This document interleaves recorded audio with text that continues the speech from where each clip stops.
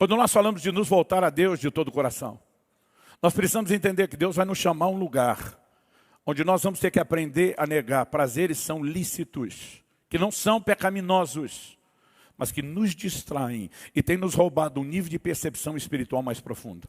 Nós precisamos entender que não é só a mortificação da santificação que é tão importante e necessária, mas algo que vai criar para mim e para você um nível de percepção de quem Ele é, um nível de percepção do que Ele está tentando fazer, um nível de valorização do reino e não apenas de nós mesmos. Eu e você não precisamos entender os princípios, nós precisamos praticar. Se Jesus relacionou o jejum com a mudança de estrutura, isso para mim e para você deveria bastar. Em Marcos 4, 26, Jesus diz, o reino de Deus é semelhante ao homem que planta a semente brota sem saber como. A semente não brota pelo tanto que você entende de germinação. Ela brota se você plantar. Então não importa se é um engenheiro ou um agrônomo com todas as especializações possíveis sobre germinação, ou alguém leigo como eu e a maioria de vocês que não sabe nada de germinação. Eu, sem saber, posso plantar e ver a semente brotar. Alguém pode saber tudo e não plantar e não vai ver brotar. Então preste atenção, o jejum não funciona para quem entende. Funciona para quem pratica. Como todo e qualquer outro princípio do reino de Deus. Tem gente que entende fé, ele sabe explicar a fé que exerce. Tem outros que não sabem, mas eles movem em fé. E o resultado não está normalmente com quem entende, está com quem pratica. Agora, se entender for um estímulo à prática, ele é bem-vindo. Mas a tentativa de entender, às vezes, da nossa parte, é quase como fosse assim, vamos ver se Jesus tinha razão? Porque se não fizer sentido o que ele falou, não serve para mim. Se ele está dizendo que o jejum afeta a estrutura, eu e você não precisamos entender como afeta. Nós só precisamos dizer para ele, o Senhor é digno de confiança em tudo que fala. Porque é tudo ou nada. Se alguma coisa que ele falou não merece crédito, por que as outras mereceriam? Agora, particularmente, eu tenho algumas opiniões. Outro dia eu ouvi alguém falando, não, o jejum restaura o odre do corpo. Meu amigo, o odre só vai ser renovado para valer na vinda de Cristo, com a glorificação. A questão não é ele mudar o corpo. Nós precisamos entender onde ele impacta o que está dentro do corpo. A estrutura carnal. O cerne da obra santificadora é mortificação. Romanos 12, o capítulo da transformação.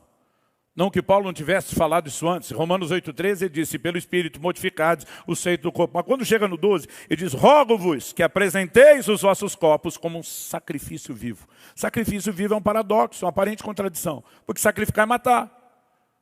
Deus mandava sacrificar o cordeiro, o que é que acontecia com o bichinho? Recebia uma carícia, cutelo na goela. Sacrificar é matar. Paulo, como é que o sacrifício é vivo? Mata ou não mata? Ele está dizendo mata, mas não mata literal o seu corpo. Então o que é que eu mato, Paulo? Colossenses 3,5. Fazei morrer a vossa natureza terrena. Não existe vida cristã sem mortificação da carne. Domínio próprio é um ato de mortificação deliberado. Não adianta, gente, aprendi isso aos 15 anos. A carne não converte. Tem que ir para a cruz. E não adianta você pedir com gentileza. Dona Carne, poderia, por favor, se comportar? Não vai rolar. Sabe como é que funciona isso? É na violência. Paulo diz, eu esmurro meu corpo, eu reduzo a escravidão, para que depois de ter pregado eu não venha a ser desqualificado. E como se exerce a mortificação do domínio próprio? Ela é diária. Jejum não é diário. Então vamos separar as duas coisas. Romanos 12, 1 Coríntios 9, 27 não está falando de jejum. Mas mostra o quão essencial a mortificação da carne é. Agora vamos pensar. Deus nos propõe praticar um ato de mortificação da carne e de exercício de domínio próprio, que associado à sua irmã gêmea oração, tem uma química explosiva. E nós não usamos isso. Gente, quem jejua com frequência ou regularidade, vai entender melhor o que eu estou dizendo. O centro de gravidade muda. O centro de gravidade da terra puxa para baixo. O centro de gravidade do céu puxa para cima. Buscar as coisas são do alto, pensar nas coisas são de cima. E o jejum mexe no centro de gravidade. Gente, é inexplicável. As coisas materiais, principalmente jejuns prolongados, perdem absurda e inexplicavelmente o seu valor. Todo jejum prolongado, chega uma hora, na minha lista de oração, vou arrancando as coisas materiais. Pastor, é errado? Não. Eu vejo Deus fazer depois, mas perde tanta importância que eu não consigo nem orar. Mas de alguma forma ele sabe que quando não tem importância para nós, acaba sendo importante e ele faz. Mas eu simplesmente não consigo. 2018, Deus me chamou para o meu primeiro jejum de 40 dias. Eu já vinha experimentando isso à medida que vinha avançando. O máximo que eu tinha feito até então era 21 dias. Alguém me disse, pastor, qual a diferença de um jejum prolongado e um menor? Eu sempre brincando dizia, a duração. Porque tem gente que jejua uma vez por semana, e ele nunca fez jejum prolongado, mas ele tem a prática contínua do jejum. Mas honestamente, eu não digo mais que é só a duração. O nível de mortificação muda. Gente, quem jejua com regularidade, sabe, o coração fica blindado contra a ofensa. Algo muda, a sua estrutura é afetada. É lógico que a combinação com a irmã gêmea da oração vai fazer todo o aspecto espiritual. Mas eu e você precisamos entender que o jejum mexe no cerne, na estrutura do nosso problema. Eu aprendi, ainda na minha adolescência, que o jejum seria importante para a liberação da fé. E na minha vida tem sido impressionante o rompimento da fé que eu sempre experimento acompanhado dos jejuns. A fé é do Espírito. Mas ela tem um problema sério. Ela tem que enfrentar os sentidos da carne, aquilo que é palpável, e também da alma. O jejum, de alguma forma, parece desentulhar aquilo que está tentando sufocar a expressão de fé do Espírito. E traz liberação. Quando perguntaram para Jesus por que é que não conseguiram expulsar um demônio, primeiro Jesus tinha dito, geração incrédula. Jesus deixou claro que o problema era a incredulidade. Mas depois ele diz, essa casta não sai a não ser por meio de jejum. Aí tem crente que fala, o jejum aumenta a sua autoridade. Meu querido, a autoridade que você tem, ela está no nome de Jesus. Então jejuar não aumenta a autoridade. Talvez te faça mais sensível à autoridade que você já tem.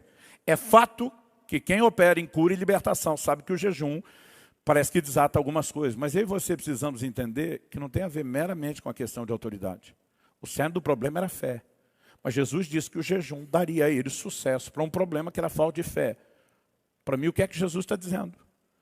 Que o jejum vai mexer a estrutura de incredulidade da sua carne, da sua alma. Vai chacoalhar, vai matar esse negócio.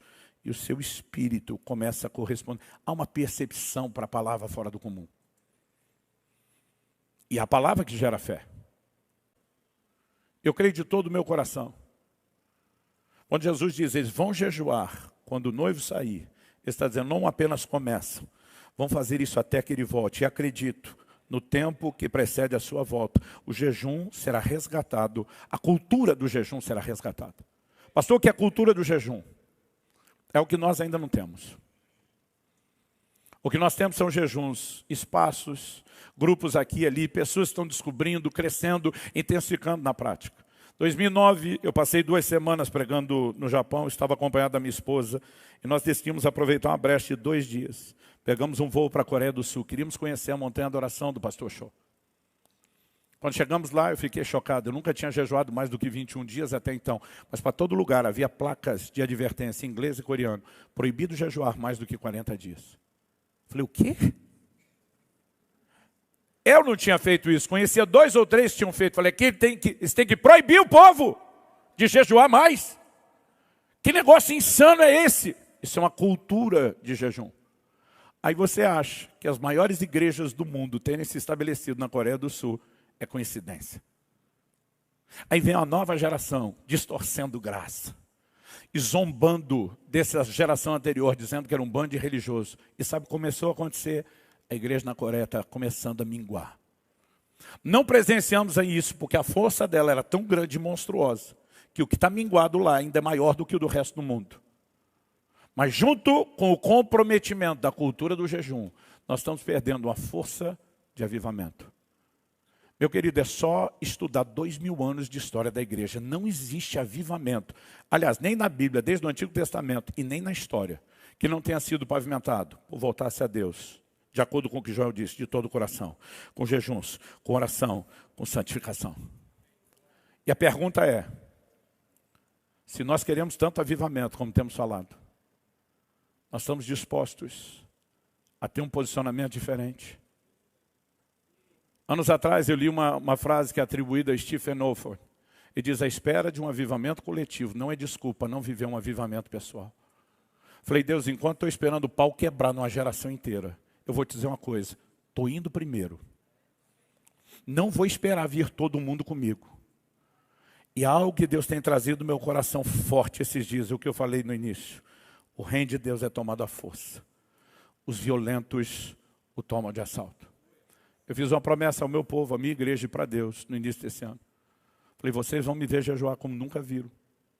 E eu vou fazer questão de falar, não porque eu estou tentando tocar trombeta, mas porque eu quero inspirar.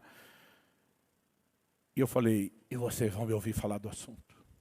E volta e meia, eu estou lá dando uma cutucada.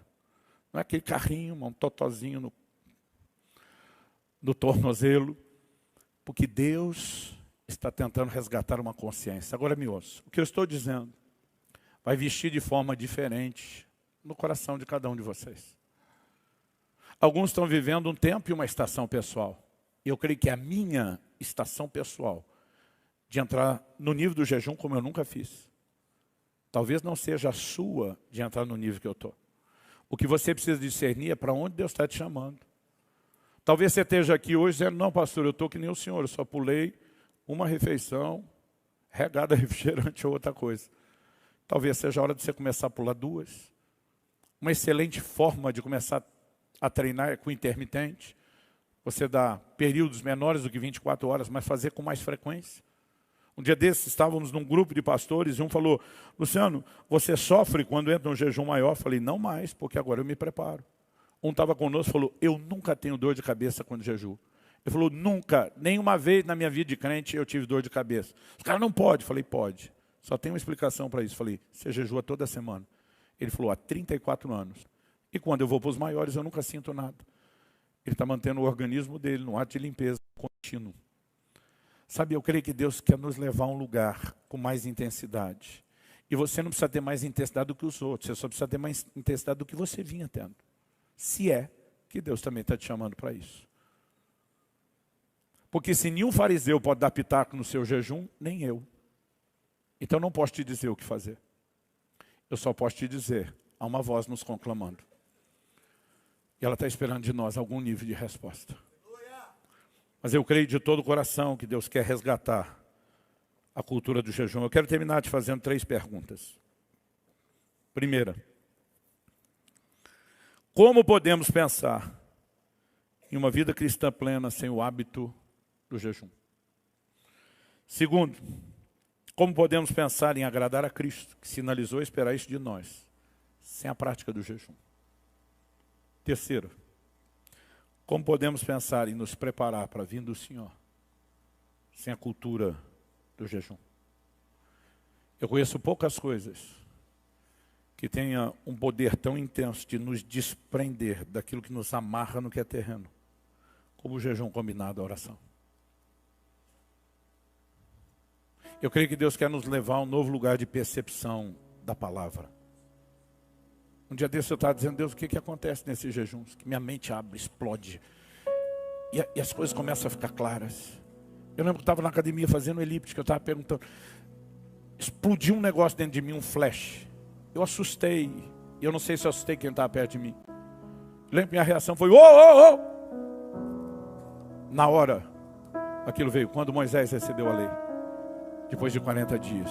Quando o Cristo, novo legislador, vem trazer uma nova lei. Depois dos 40 dias de jejum.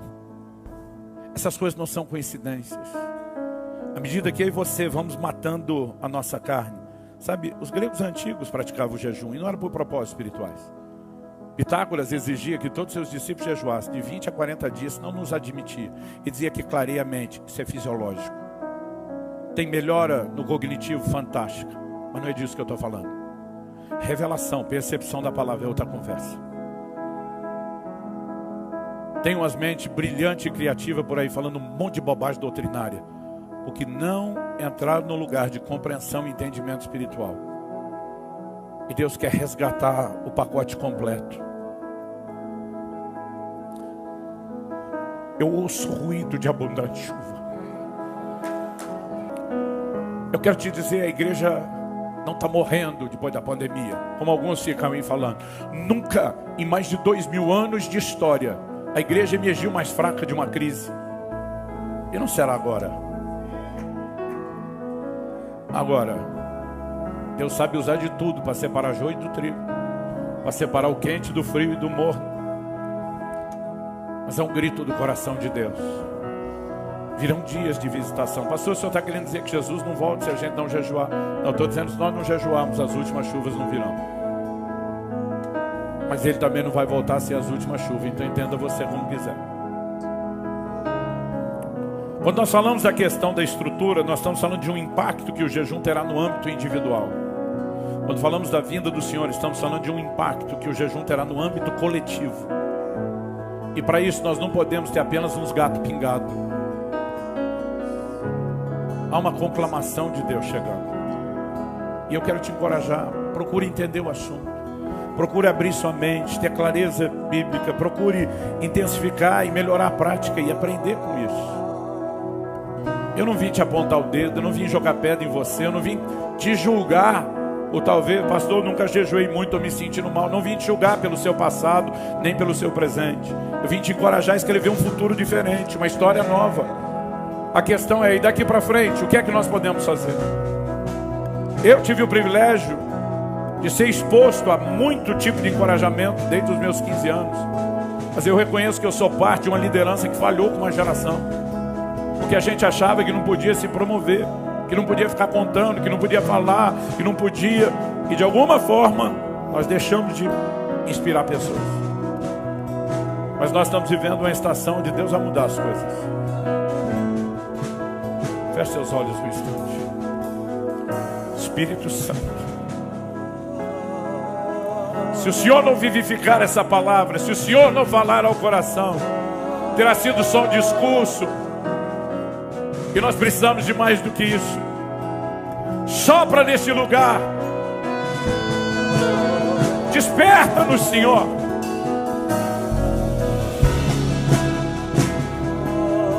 Fala com cada um de nós, com aquela aplicação personalizada que só o Senhor pode produzir. Permita-nos ter mais, ó Deus, do que a doutrina, do que um arrazoar humano e intelectual. Que a Tua palavra brilhe, resplandeça dentro de cada um. Toca-nos com a doçura da Tua presença hoje. Toca-nos com despertamento, o que nós não podemos produzir em nós mesmos. Destrava e libera muitos ministérios, muitos destinos, para viverem a plenitude do Seu propósito nesses dias.